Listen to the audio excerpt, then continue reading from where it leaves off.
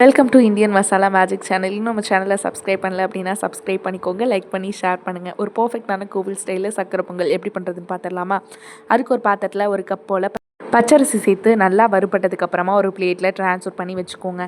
அதே பாத்திரத்தில் அரை கப் போல் பாசிப்பருப்பையும் சேர்த்து நல்லா வறுபட்டதுக்கப்புறமா அதே பிளேட்டில் ட்ரான்ஸ்ஃபர் பண்ணி நம்ம வச்சுக்க போகிறோம். இன்னொரு பாத்திரத்தில் 4 கப் போல் தண்ணி சேர்த்துக்கோங்க. தண்ணி நல்லா கொதிக்கணும்.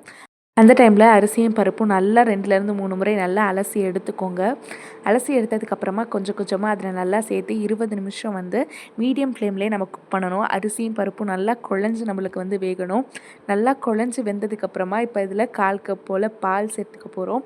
1/4 கப் போல் பால் சேர்த்து நல்லா மிக்ஸ் பண்ணி இந்த மாதிரி நல்லா குழஞ்சி வந்ததுக்கப்புறமா 1/2 கப் போல் வெல்லம் சேர்த்துக்கோங்க. அரிசி பருப்பு எந்த அளவோ அதே அளவு நம்ம வெல்லமும் சேர்த்துக்கிறோம்.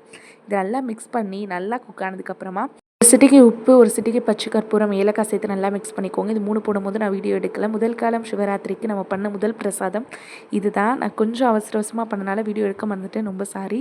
அதுக்கப்புறம் கொஞ்சம் கொஞ்சமாக நெய் சேர்த்து வறுத்த முந்திரி பருப்பும் சேர்த்து மிக்ஸ் பண்ணிங்கன்னா தயாராகிடும். ட்ரை பண்ணி பார்த்துட்டு கமெண்ட்ஸில் சொல்லுங்கள்.